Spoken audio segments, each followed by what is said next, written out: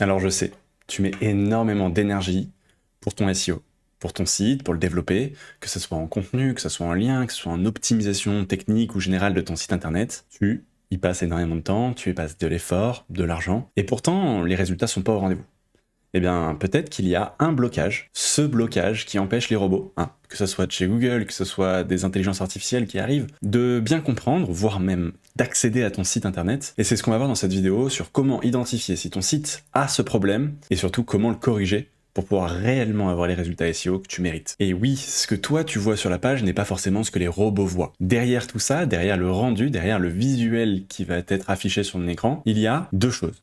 Allez, peut-être trois. Mais il y a le HTML qui permet de structurer la page, du CSS qui permet de le mettre en forme, et éventuellement du JavaScript qui permet de le rendre interactif. Et ces trois éléments-là, c'est ce que vont voir vraiment les robots. Et si c'est mal structuré, si c'est mal coordonné ou organisé, et bien peut-être que juste tes pages sont blanches pour Google, sont blanches pour les IA, et donc tout le contenu que tu as travaillé pour mettre en avant, en espérant avoir du trafic et de la valeur pour ton entreprise, et ben en fait juste passe complètement à côté du résultat, pour cette raison simple. Si tu me découvres aujourd'hui, c'est Amaury Duval, je suis le créateur de SEO augmenté et d'outils SEO comme Serpentix et Une de Page, et je t'aide à améliorer ton SEO avec une vidéo par semaine.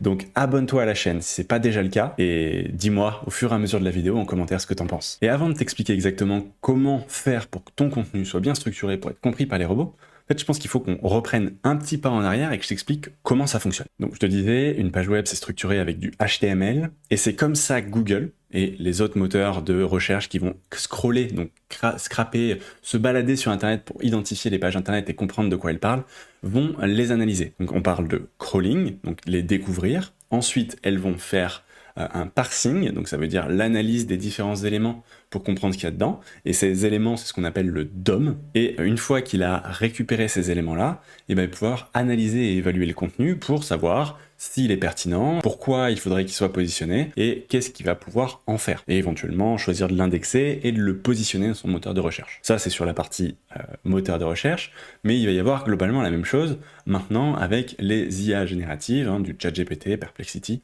Il faut qu'elles analysent le contenu pour être capable de pouvoir en tirer l'essence, hein, et potentiellement derrière recommander ta marque. Et ce HTML, tu le sais peut-être déjà, il y a différentes balises, différentes façons de structurer et de hiérarchiser l'information, et du coup ces balises, elles sont normalisées pour justement bien signaler à ces robots ce qui est l'essentiel, qu'est-ce qu'est le titre, qu'est-ce qu'est les sous-titres, qu'est-ce qui sont les images, comment décrire l'image. Bref, avoir énormément d'informations qui va lui permettre de comprendre la hiérarchie du contenu, à quel point le contenu est potentiellement détaillé et poussé, à quel point il est plutôt, il survole son sujet, et est-ce qu'il y a du contenu tout simplement. Et ces outils d'analyse vont se baser sur les HTML avec ces balises standardisées. Si tu mets juste ton texte en gros, hein, complètement, tu augmentes la police, et ben du coup on passe à côté de la puissance de ces balises qui permettent justement aux robots de comprendre la structure d'un contenu. C'est pas juste mettre un H1 qui est un titre principal et qui doit être unique, on en reparlera juste après.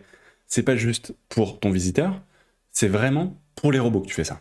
Tu pourrais juste avoir différents paragraphes de grandeur différentes, mais là, du coup, ça marcherait pour les visiteurs, mais ça marcherait pas pour les robots, et si les robots ne t'aiment pas, il y a peu de chances qu'ils t'envoient des visiteurs. Et on a exactement la même chose sur les IA. Elles utilisent ces différents signaux, et je vais lister après les signaux que tu vas avoir, donc reste bien un peu plus loin, qui vont utiliser ces éléments-là pour avoir les éléments qui vont leur permettre, s'ils font une recherche web pendant la réponse avec ton prompt, ou alors parce qu'ils ont scrollé, scrappé en amont dans l'entraînement du modèle les données, et ben c'est à partir de ces éléments-là, l'essence de ton contenu, qu'elles sont capables derrière de soit t'apporter la réponse, et donc potentiellement apporter la réponse que tu as voulu structurer par ta marque parce qu'elle correspond bien au narratif de ta marque, ou alors par recommander ta marque ou ton produit parce qu'elle correspond bien à la requête de l'utilisateur. Et pour ça, il faut que les pages que l'IA a scrappées expliquent réellement et puissent être trouvées par les IA ce que tu veux leur expliquer.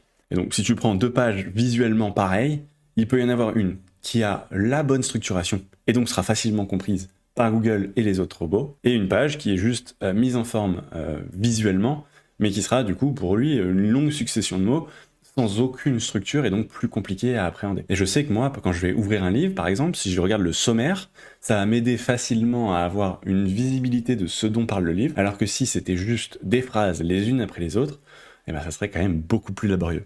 Et il faut voir cette structuration HTML exactement pareil. Et du coup, c'est quoi les bons fondamentaux pour structurer son HTML proprement? Si tu utilises un CMS, probablement qu'il le fait déjà bien pour toi. Petite attention toutefois aux thèmes que tu vas utiliser.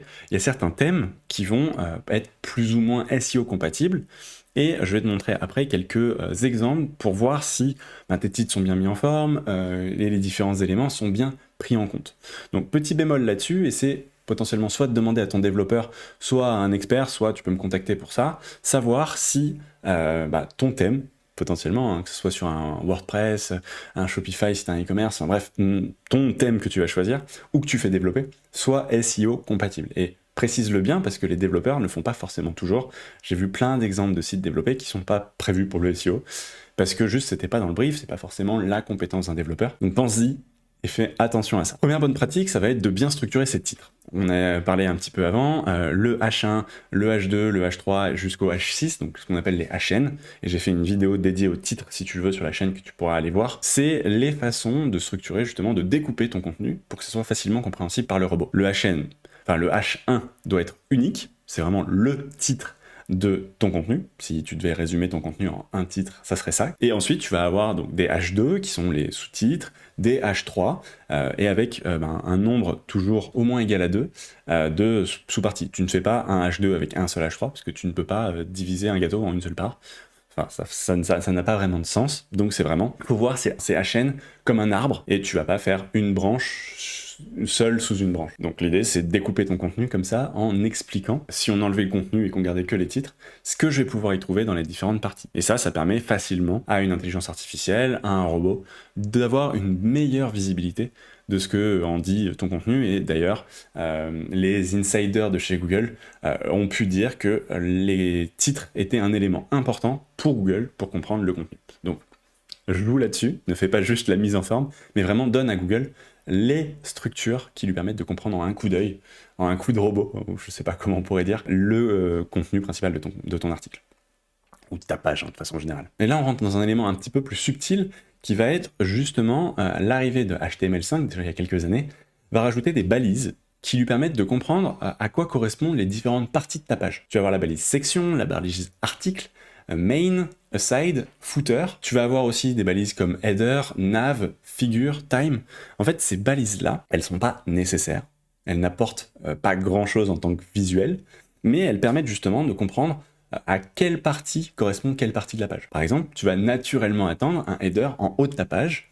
Tu vas naturellement attendre un nav quand il s'agit de faire justement une barre de navigation, l'élément qui va donner les informations pour naviguer sur le site internet, potentiellement dans le header, potentiellement dans le footer, tu peux l'avoir à plusieurs endroits, mais tu vas avoir un header en haut, un footer en bas, le contenu principal qui va être ton main, tu vas avoir potentiellement différentes sections, un article avec le contenu de ton plan, par exemple, sur un article de blog, tu vas avoir un aside qui est ta barre, par exemple, à côté pour mettre des éléments qui enrichiraient un article, ou alors pour permettre de faire les filtres sur une page catégorie produit e-commerce. Bref, ces éléments-là, c'est important de les mettre, de les utiliser et de en fait préciser ce que tu attends et ce que tu entends par chaque bloc, parce que c'est ça qui va permettre à un robot de facilement différencier les différents éléments de ta page et donc pouvoir se dire alors là, j'ai le contenu principal, et c'est sur ça qu'il faut que je me focalise, plutôt que d'aller être pollué, par exemple, par une barre de navigation ou des encarts publicitaires posés sur le côté, donc dans un aside, par exemple.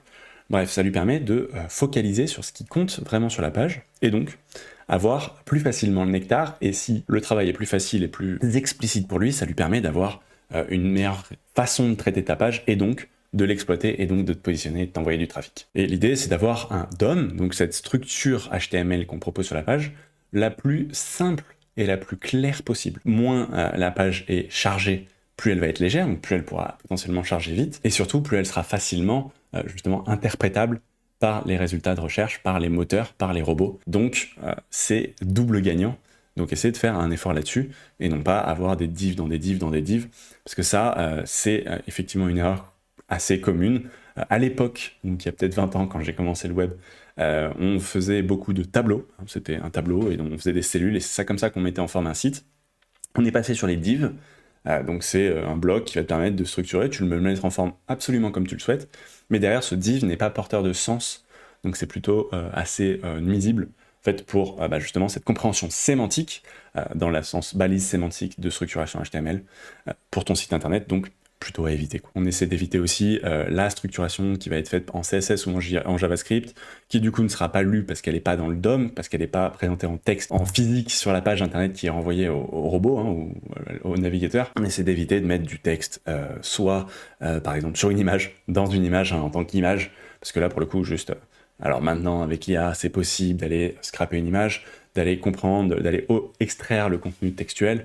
En fait juste plus c'est compliqué pour un robot, déjà, plus il y a de chances qu'il passe à côté, et surtout, plus vous êtes coûteux pour lui, et il y a sûrement une source alternative moins coûteuse pour avoir une information au moins similaire, donc c'est quand même se tirer une balle dans le pied. Ça peut être une façon de se cloquer, hein, j'ai fait une vidéo au sujet-là, mais si l'objectif c'est d'avoir un site qui joue les jeux des robots pour avoir son trafic, SEO, JO, ce que vous voulez, c'est pas une bonne façon de faire. Et du coup, qu'est-ce qu'on pense du JavaScript? Le JavaScript, c'est un peu une arme à double tranchant.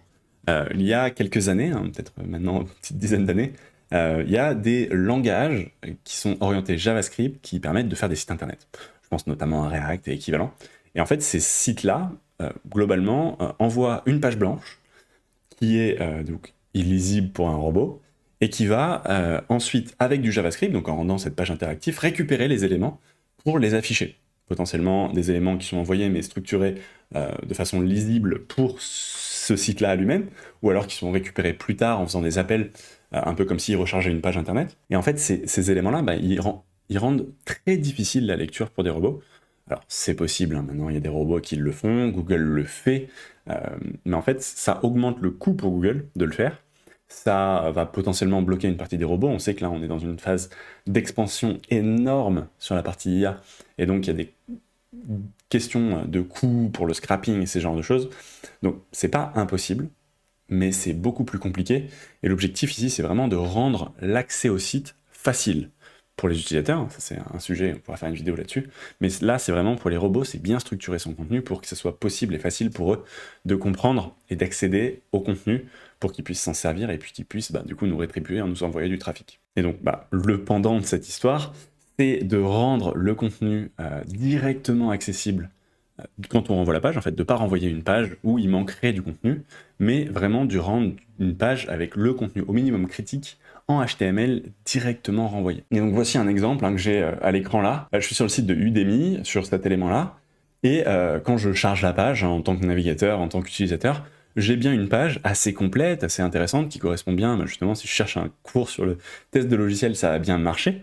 Mais derrière, si moi je désactive le JavaScript, ce que je peux faire en utilisant une petite extension que j'aime bien qui s'appelle Web Developer, Disable JavaScript, je vais pouvoir, en rechargeant la page maintenant que c'est désactivé, en fait j'arrive sur ça. Globalement, c'est une page qui me sert pas à grand chose en fait. Et alors, déjà, en termes d'accessibilité, c'est pas optimal. Mais bon, ça, c'est des questions éventuellement un peu plus philosophiques, qui devraient être importantes, mais qu'on ne voit pas assez souvent, en tout cas pas au-delà de grandes entreprises qui ont ces sujets-là. Mais là, en fait, juste cette page, elle n'est pas accessible. Et si je prends, si je reviens sur la page qui a été générée, on pourrait me dire, mais c'est pas la même page, elle est bien visible. Mais si maintenant je regarde le code source, donc là, je vois que j'ai par exemple cours sur le sujet des tests logiciels, ici, en fait, cet élément-là, je le retrouve ici, donc je pense que je vais pouvoir le retrouver, effectivement, dans le HTML de la page qui est belle, qui est bien rendue, comme on dit. J'ai bien mon H1 cours sur le sujet du test logiciel, mais derrière, maintenant, si je prends cours pour, disons, découvrir les cours dispensés par des experts confirmés, si je cherche ça, maintenant, il n'est pas trouvable. On le voit, un 0 sur 0. Si j'essaie je me dis, peut-être qu'il y avait un élément un peu bloquant au milieu, si je mets juste expert confirmé, hop, je ne l'ai pas non plus. Si je mets juste expert tout court, je ne l'ai pas non plus. Et en fait, juste ma page, elle est extrêmement fine. J'ai une espèce de nav qu'on voit ici, qui du coup, ça c'est plutôt bien structuré, avec quand même pas mal de divs. Mais j'ai du coup mon nav ici, Et ça, c'est déjà pas mal. Et on voit que dans la structuration optimale d'un site, on a donc ce head qui est un élément pour enrichir les métadatas sur le site. On va avoir du header, du nav, une section avec des articles. On peut avoir un header dans l'article, etc. Un aside et un footer, ce que je disais juste avant. Et dans le cas là, en fait, juste moi, j'ai pas de contenu. Ça me fait une page qui est vide. Et donc, ça peut marcher pour ce site. On voit quelques exemples de sites où ça marche bien, où justement ce contenu est exclusivement rendu en JavaScript. Mais tous les exemples que j'ai vus, c'est des exemples avec des énormes sites. Udemy, énorme site. J'ai aussi le même exemple ici avec Open Classroom. Par exemple, si je regarde le test logiciel est une pratique ici, que j'essaie de le trouver dans le texte, aucune trace. Et là, d'ailleurs, j'ai même assez facilement l'élément qui va me dire « Ah, désolé, mais juste, en fait, il te faut du JavaScript. » Là, vous utilisez un navigateur obsolète, veuillez le mettre à jour. Voilà, avec JavaScript activé. Donc, ça marche pour eux parce que leur autorité fait que Google est OK pour investir le temps pour justement faire le rendu supplémentaire. Mais il y a un principe qui s'appelle le Server-Side Rendering, le SSR, qui permettrait, donc notamment sur React, sur ces technologies-là, d'aller rendre du côté serveur le contenu HTML, renvoyer ça, et pour autant avoir le meilleur des deux mondes. La page interactive et le contenu HTML qui est rendu, qui permet au robot de pouvoir récupérer ce contenu, de l'analyser, et donc de proposer ce contenu-là en résultat de recherche, ou alors en réponse générative. Et pour voir si mon contenu se rend bien, j'ai deux façons de faire. Je peux aller soit sur ma Search Console, donc ici, je mets dans l'URL, donc inspecter n'importe quelle URL, je vais mettre une URL d'un de mes sites, je mets du coup ici afficher la page explorée, et là je vois le HTML que Google a pu voir, et ce qui va m'intéresser ici, c'est plutôt de le voir en forme visuelle. Donc là j'ai capture d'écran, et il va me demander de tester l'URL active, parce qu'il faut qu'il le fasse en live, il ne l'enregistre pas, il ne capture pas cette photo qui stocke, parce que juste s'il n'en a pas besoin, ça lui ferait des coûts supplémentaires. Et donc là, en lui donnant quelques minutes, il va me permettre d'avoir comment Google a vu ça. Et une autre façon que j'aime bien, c'est d'aller justement sur Serpentix, que j'ai créé, et de lui donner, donc dans config, l'URL de la page, et là, donc, de lier la page et de faire importer le contenu, et il va récupérer justement le contenu en essayant de comprendre, ok, à quoi correspond le contenu principal de la page pour Udemy. J'ai un contenu principal qui correspond à ça, et en fait, on voit qu'il est extrêmement fin, et c'est problématique parce que juste là, c'est une façon de voir ce contenu que derrière Google, derrière les moteurs de génération d'IA, etc.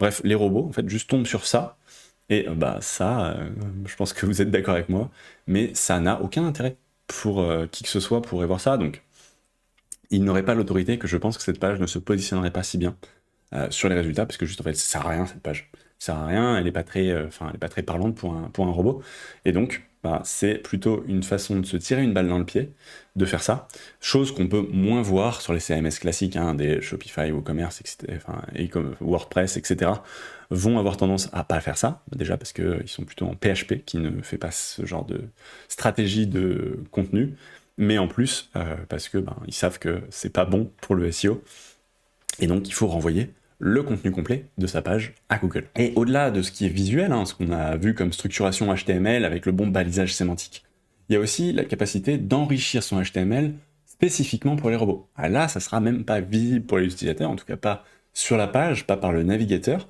mais ça va pouvoir enrichir les informations que les robots peuvent utiliser, et donc potentiellement leur mise en forme dans les résultats quand ils sont proposés par ces mêmes robots, par ces mêmes moteurs de génération de résultats ou de rendu. Et ça permet du coup à Google, aux IA, d'utiliser, de comprendre les résultats, de les afficher dans un format riche, les fameux rich snippets, qui vont permettre d'avoir des étoiles sous son résultat, potentiellement une image, des liens supplémentaires.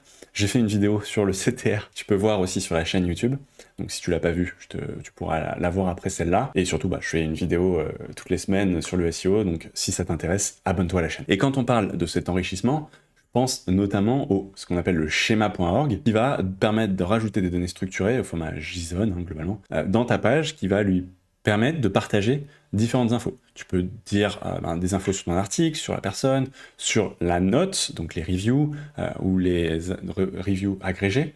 Tu vas pouvoir ajouter des informations sur un événement, sur une recette, sur un produit, Bref, tu peux donner énormément d'informations que tu peux avoir sur ta page, mais dans un format qui est encore plus simple à extraire pour un robot et à comprendre, et donc lui donner encore plus de facilité à aller récupérer les bonnes informations et potentiellement les afficher de façon un peu plus visuelle, mettre en avant ton produit, peut-être e-commerce. Tu as aussi les balises Open Graph et Twitter.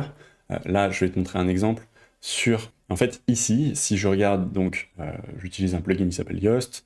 Si je regarde donc dans Schéma, je vais pouvoir donc avoir un peu plus d'informations qui sont automatiquement décrites alors de mon schéma.org. Donc c'est l'avantage d'avoir un CMS, donc là j'utilise WordPress, qui est fait pour, et un plugin qui est spécialement conçu pour le SEO, qui est Yoast, que j'utilise au moins pour cette partie-là automatique, mon robot, mon sitemap, etc. Et j'ai une partie réseaux sociaux où là je peux du coup aller mettre ces éléments-là dont je te parlais, Open Graph, qui va permettre, si par exemple quelqu'un partage sur un réseau mon article, là je l'ai pas fait, c'est pas bien, mais d'avoir une image qui est qui est optimisée, un titre qui est optimisé, et pas forcément juste une image récupérée au hasard sur l'article, ce qui est moins bien et te permet pas de contrôler l'expérience que tu vas pouvoir véhiculer hors de ton site. Et du coup, c'est ces éléments-là qui sont pas visibles en tant que tels sur le rendu de la page, mais qui vont permettre d'enrichir la carte de visite de ta page et de lui permettre d'être mieux comprise et d'avoir une mise en forme qui est plus riche et donc potentiellement qui va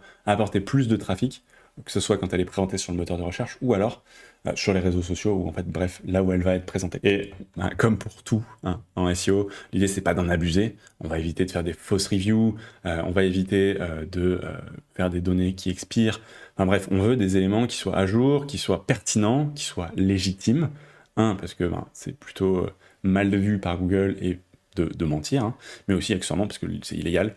Donc, mettez en place des choses légitimes qui enrichissent légitimement votre contenu.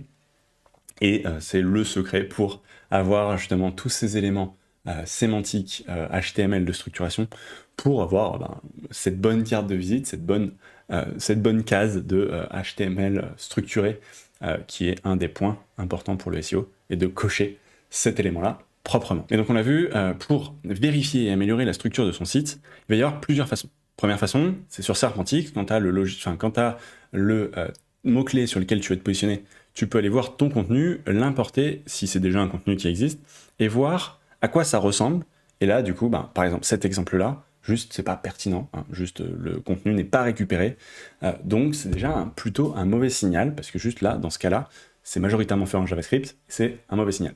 Si j'ai qu'une partie qui est récupérée, peut-être que ma structuration en disant ça c'est le contenu principal est mal faite, et donc je peux me rapprocher de mon développeur, ou alors essayer de modifier ça pour avoir justement un bon contenu principal qui est bien explicite avec les titres comme il faut. Et je peux voir ici que quand je clique, j'ai bien mon heading 2 qui va être bien pris en compte. Si je veux aller un peu plus loin, je peux utiliser le plugin Web Developer que j'ai déjà présenté dans ma vidéo sur le plan et aller dans View Document Outline, et là il va me montrer du coup à quoi ressemble mon plan. Donc si j'ai pas de plan, si j'ai 2 H1, enfin bref, il y a plein de possibilités que je vois ici qui vont être moins pertinentes. Si c'est le cas, il faut que je restructure cet élément-là. Je vais pouvoir aller aussi sur la Google Search Console, ce que je t'ai montré tout à l'heure, en mettant une URL là et en regardant si j'ai effectivement bien le HTML et la mise en forme qui est récupérée. Ça, c'est un bon signal. Et si je veux valider que mon HTML est bon, je peux utiliser le W3C, qui est l'organisme de standardisation du HTML, sur leur validateur. Donc, je peux taper validateur HTML et je mets mon adresse et il va aller récupérer mes éléments et après quelques instants me dire si c'est cohérent ou pas. Et là, du coup, je vois qu'il y a des éléments il me fait une liste de recommandations. Là, potentiellement, j'ai une erreur. Il utilise une balise CSS, donc de mise en forme qui n'existe pas, etc. Et il me fait toutes mes recommandations et je peux du coup choisir de les adapter. Et du coup, surtout, regarder si j'ai des problèmes vraiment bloquants par rapport à ça. Une erreur de structuration, par exemple, qui pourrait casser la logique justement de parsing, donc d'analyse du HTML. Si je regarde du coup les données structurées de Google, Google propose cet élément-là où je peux aller donc voir mes résultats enrichis que je peux trouver depuis ma Search Console, ou alors utiliser schema.org qui ont un outil de validation, où pareil, je lui mets mon adresse. Donc, je vais le refaire juste pour vous. Hop, ici, donc j'arrive en ayant cliqué, je mets mon adresse, je fais exécuter le texte, et bien sûr, il veut plus, donc je vais essayer de réouvrir l'ancien. Et là, du coup, j'ai mon HTML à gauche, les résultats enrichis avec mon schéma à droite, avec les différents éléments. Et là, on voit qu'il me dit bien, c'est une page Et ça, c'est pas moi qui l'ai rajouté, c'est automatiquement fait par le plugin que j'utilise. Il y a plein de plugins qui existent, que ce soit sur WordPress ou d'autres, hein.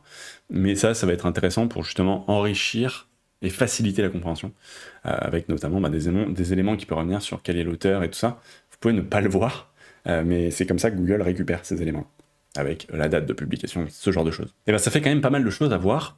Ces éléments de structure, si tu utilises un CMS qui est classique, avec un bon thème, en fait juste cet élément-là, cette structure HTML et le bon retour du contenu au résultat et au robot, c'est ce qui va permettre aux robots, de façon générale, d'accéder à ton contenu et donc de pouvoir les proposer à leurs lecteurs, à leurs visiteurs. Et donc s'il faut résumer en une seule phrase, un HTML propre et bien structuré sémantiquement, c'est la garantie d'un contenu bien compris et qui va être indexé et valorisé, et donc qui pourra te servir pour le développement de ton entreprise. Si tu veux accéder à Serpentix, que je t'ai montré juste avant, en passant par le lien juste en dessous, tu pourras avoir tes crédits offerts doublés le premier mois. Sinon après c'est un crédit par mois, tous les mois gratuitement, pour analyser ton contenu. Et au-delà de cette partie justement accès à comment va être perçu ton contenu et comment est perçu le contenu principal de ta page, tu vas pouvoir optimiser ton contenu optimalement pour justement positionner sur Google dans les premiers résultats, en ayant la bonne intention de recherche, en ayant le bon plan, en ayant les bonnes expressions, en ayant